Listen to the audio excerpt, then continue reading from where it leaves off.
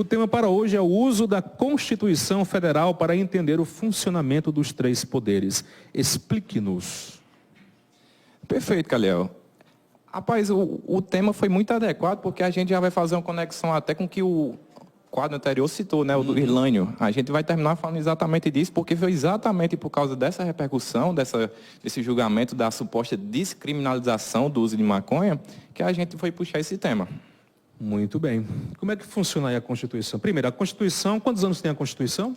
A Constituição vigente atualmente no Brasil é de 88, né, a nossa Constituição Cidadã, que foi, lá no bom da história, o pós-golpe, pós-regime militar. A gente teve o avanço de criar essa Constituição, que é carinhosamente chamada de Constituição Cidadã, por prezar muito por direitos e deveres ao longo de seu texto. A Constituição que nós temos, ela é válida para os três poderes? Os três poderes se baseiam na Constituição? A Constituição, Calhel, é o que a gente chama até assim, um bordão bonito, é a Carta Magna. Tudo que acontece no Brasil é regido pela Constituição, tudo. Qualquer assunto que você imaginar tem suas diretrizes principais baseadas na Constituição. Se não seguir a Constituição, é um assunto inconstitucional, é uma lei inconstitucional e logo não tem validade no nosso ordenamento jurídico e na nossa vida em sociedade. Sendo a mesma Constituição, muitas vezes a gente vê que os três poderes divergem. Perfeito. Por que é que isso acontece? Aí a gente vai chegar... Vamos puxar novamente, como a gente gosta aqui, a questão histórica. Para começar a falar dessa repartição dos poderes, a gente tem que puxar lá em Montesquieu, o filósofo, né, antigo, que ele criou aquela teoria que muita gente conhece, assim, superficialmente, mas a gente vai aprofundar um pouquinho hoje, a teoria da repartição dos poderes, que é exatamente repartir um poder uno, que era o poder do soberano antigamente, do rei, que fazia tudo de suas vontades, a vontade divina era a vontade do rei. Ele pega esse poder e, democraticamente, pensando no bem-estar social, divide em três escalas, trazendo para os dias de hoje. Seriam esses três poderes, exatamente no texto da nossa Constituição. O Judiciário, o Executivo e o Legislativo. Artigo 2º da Constituição Federal, são poderes harmônicos e independentes entre si, o Executivo, o Judiciário e o Legislativo.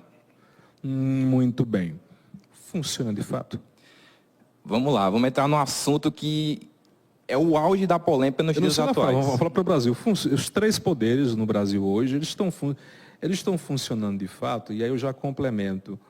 A gente viu muito isso na eleição, nos 4 anos passados, em que decisões do Executivo recebiam interferência do Legislativo, o Judiciário interferia em decisões do Executivo. Até que ponto a Constituição permite esse tipo de interferência, Guilherme? Perfeita pergunta, Calhel. Perfeita e cruel. Mas vamos lá. A gente, exatamente voltando para Montesquieu, por que é que Montesquieu sugeriu essa repartição dos poderes, especificamente em três, o Executivo, o Legislativo e o Judiciário, para não haver abusos de uma única pessoa, de um único agente político? O que seriam esses abusos? Exatamente o que eu citei anteriormente, se a gente tem uma Constituição vigente e um ser político, um presidente, um ministro do STF, um senador, um deputado, vai em desencontro ao que é pregado na nossa Constituição, no nosso ordenamento jurídico, é dever dos outros poderes, enquanto os poderes reguladores, eles se autorregulamentam entre si, cada um regulamenta o que o outro deve, as fronteiras do poder do outro, é dever dos outros poderes intervirem para não deixar os abusos serem cometidos. É o que a gente viu fortemente na eleição, usado como ataque e usado como defesa. Categorizando o que eu estou querendo falar. Nas eleições, a gente via muita gente dizendo que o Judiciário estava intervindo. Mas por que é aquela máxima? O Judiciário ele não age por si. Ele é sempre solicitado. Se o Judiciário interviu, foi porque alguém... Em qualquer instância, o Judiciário ele só age quando ele é provocado. Ele não pode agir de forma deliberada? Perfeito. O Judiciário, em regra, para ele agir, para ele dar uma jurisdição, para ele dizer o direito, ele tem que ser solicitado. Infelizmente, para contradizer um pouquinho o que eu estou falando, alguns assuntos atuais da nossa contemporaneidade estão fazendo com que o Judiciário atue de maneira um pouco mais ativa. E aí, querendo ou não, se você está no foco, está na mídia, você vai acabar criando críticas e elogios. É um fato que é inquestionável. O pensamento social, enquanto um fato, ele é sempre divergente. Alguém vai achar positivo, alguém vai achar negativo, mas é irrelevante a gente pensar de maneira superficial sobre um assunto tão grave como interferências indevidas. A gente tem sempre que agir de modo de avaliar o contexto geral, o amplo, e não casos isolados, como a gente pode pegar, como até você citou anteriormente, a questão de notícias, manchetes isoladas, que muitas vezes são feitas para chamar a atenção, e chamam, né? Sim. Chamar a atenção... O objetivo do jornalismo é ter uma boa manchete para chamar a atenção. Infelizmente, vai do ponto de vista, né? E às vezes as manchetes são cruéis. Eu sei, eu trabalho com isso, não vou dizer... Não, porque realmente, de cunho jornalístico, aonde quer que vocês possam imaginar que podem acessar um site, notícia, Instagram, se ele for... É objetivo daquele meio de comunicação ter o que eles chamam de uma boa manchete, ou seja, uma manchete chamativa, para que desperte a curiosidade das pessoas e vão ler a matéria. E muitas vezes as manchetes, elas têm um cunho meio que, eu não queria usar esse termo, mas eu vou usar, meio sensacionalista ou apelativo, né, justamente para atrair as pessoas. E quando você vai ler o conteúdo, não é bem assim. É uma estratégia que, às vezes, as pessoas não se aprofundam e vão só pela capa, né? Perfeito. É o que a gente vai tentar chegar no final, para a gente concluir, é exatamente nessa questão, né? Agora, vamos voltar um pouquinho para o assunto teórico. Essa repartição dos poderes é interessante porque muita gente acha que é poderes independentes e harmônicos entre si, de acordo com o texto constitucional, né? Mas muita gente acha que o judiciário só julga. O executivo só administra os recursos, o pessoal em esfera nacional. E muita gente acha que o legislativo apenas cria leis. O que a gente sabe, assim, que não é verdade. Por que não é verdade? Você sabe por que não é verdade? Estou curioso.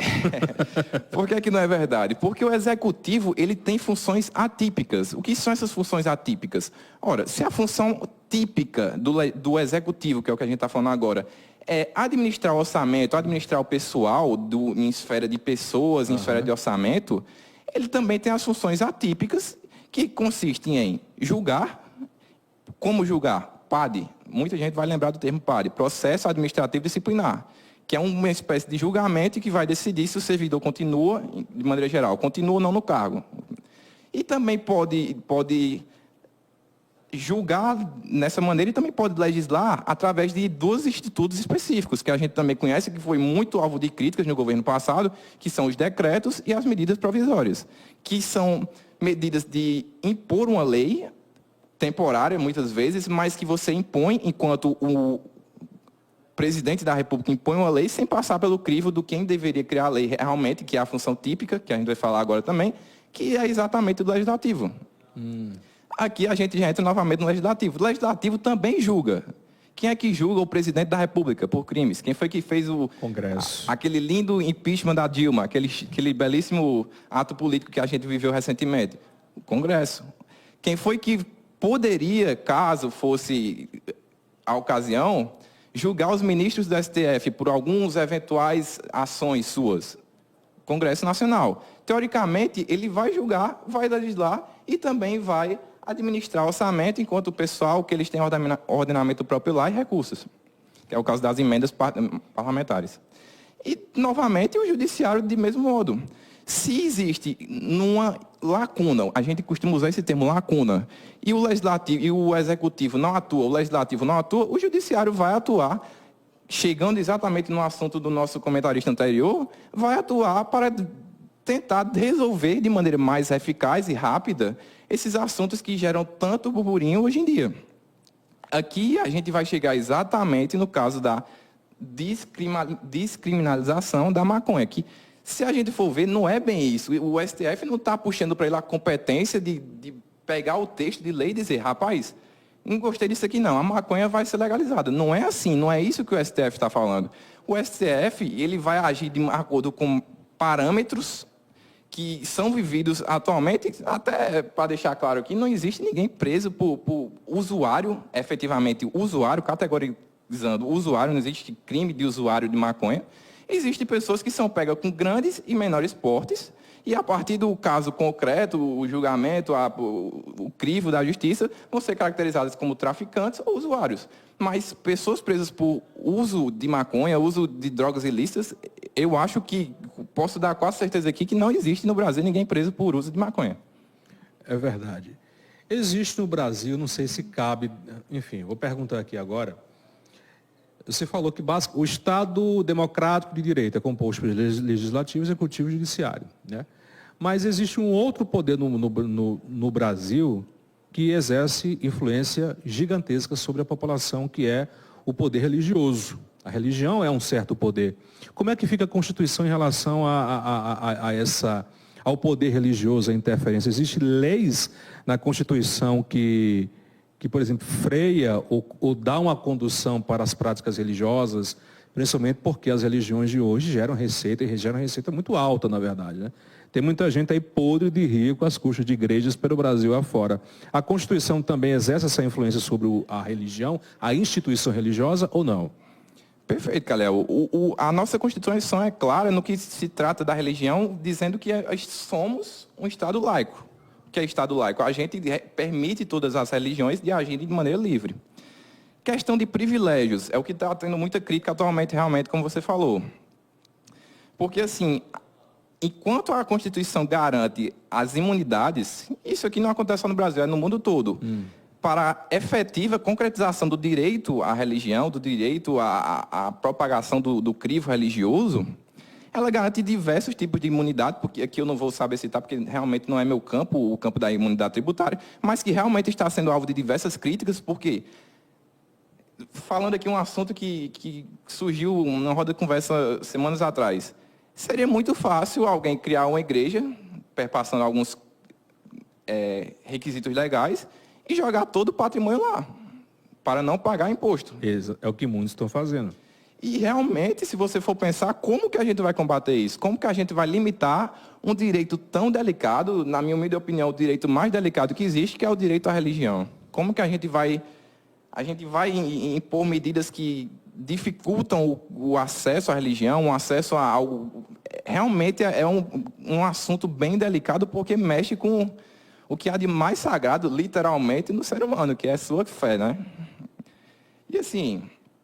A religião, enquanto instrumento de fé, a gente tem que ter um assunto bem delicado para se tratar, porque realmente mexe com muitos campos e muitas doutrinas. Então não existe leis específicas na religião dentro da Constituição Federal? Não, a religião é como eu citei, o Brasil adota o Estado laico. Qualquer religião pode ser efetivamente respeitando os direitos dos outros, os direitos básicos e, enfim...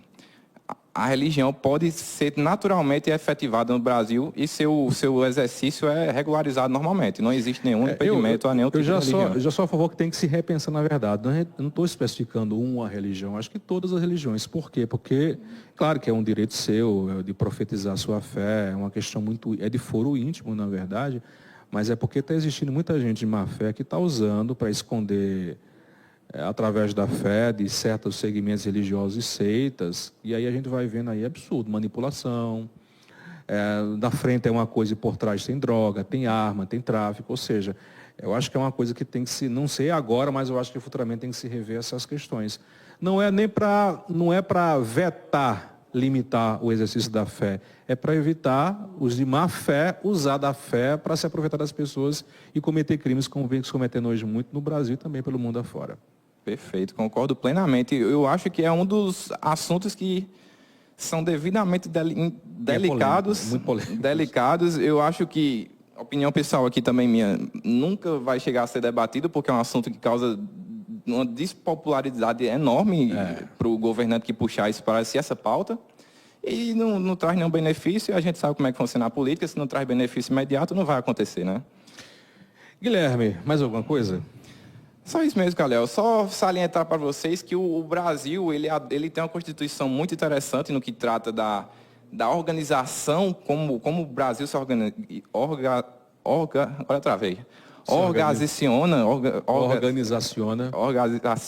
Pronto. Eu também enganjo, assim, não tem problema não.